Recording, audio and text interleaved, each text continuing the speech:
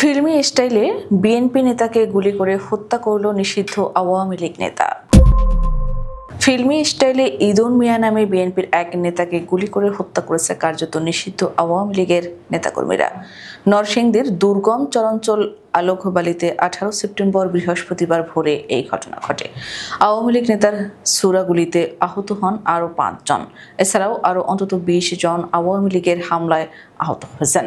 নিহত ইদন মিয়া স্থানীয় বিএনপি নেতা, আর ওই খুনি আওয়ামী লীগের নেতার নাম আসাদ আলী। তিনি আলোকবালি ইউনিয়ন আওয়ামী লীগের সভাপতি। স্থানীয়ের বরাত দিয়ে জানা যায়, আলোকবালি ইউনিয়ন আওয়ামী লীগের সভাপতি আসাদ আলী ও বিএনপির যুগ্ম আহ্বায়ক নওয়াব আলীর মধ্যে দীর্ঘদিন ধরে রাজনৈতিক বিরোধ চলে আসছিল। গত বছরের 5 অগস্ট ফ্যাসিস্ট শেখ হাসিনার দেশ ত্যাগের পর সংঘর্ষের ভয়ে আওয়ামী লীগের নেতাকর্মীরা এলাকা ছেড়ে পালিয়ে যায়। প্রায় 1 বছর পর বৃহস্পতিবার ভোরে নিষিদ্ধ ঘোষিত আওয়ামী লীগের কর্মীরা পুনরায় গ্রামে প্রবেশের চেষ্টা করলে বিএনপি সমর্থকরা বাধা দেয়। এতে দুই পক্ষের মধ্যে সংঘর্ষ শুরু হয়। নিহতের পরিবার অভিযোগ করে জানায়, কার্যত নিষিদ্ধ আওয়ামী লীগের সশস্ত্র কর্মীরা পরিকল্পিতভাবে হামলা চালিয়ে তাদের স্বজনকে হত্যা করেছে। তারা বলেন, ইদন মিয়া এলাকায় শান্তিপূর্ণভাবে বিএনপির কার্যক্রম পরিচালনা করছিলেন। হঠাৎ ভোরে আওয়ামী লীগের সন্ত্রাসীরা এসে গুলি চালায়। আহত হয়েছেন অন্তত 25 জন। এর মধ্যে 5 জন গুলিবিদ্ধ। আহতদের নরসিংদী সদর হাসপাতাল সহ বিভিন্ন হাসপাতালে ভর্তি করা হয়েছে।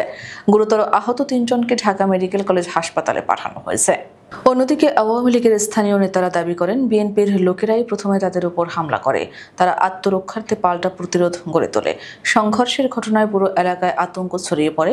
দোকানপাট বন্ধ হয়ে যায়। গ্রামে সাধারণ মানুষের উপস্থিতি নেই বললেই চলে। স্থানীয়দের আশঙ্কা, যে কোনো সময় আবারও বড় ধরনের সংঘর্ষ হতে পারে। নরসিংদী মডেল থানার উপপরিদর্শক SI নাসিম মিয়া বলেন, এলাকার রাজনৈতিক বিরোধকে কেন্দ্র করেই সংঘর্ষ হয়েছে। এতে 1 জন নিহত হয়েছেন এবং অনেকে আহত হয়েছেন। বর্তমানে এলাকায় অতিরিক্ত পুলিশ মোতায়েন করা হয়েছে।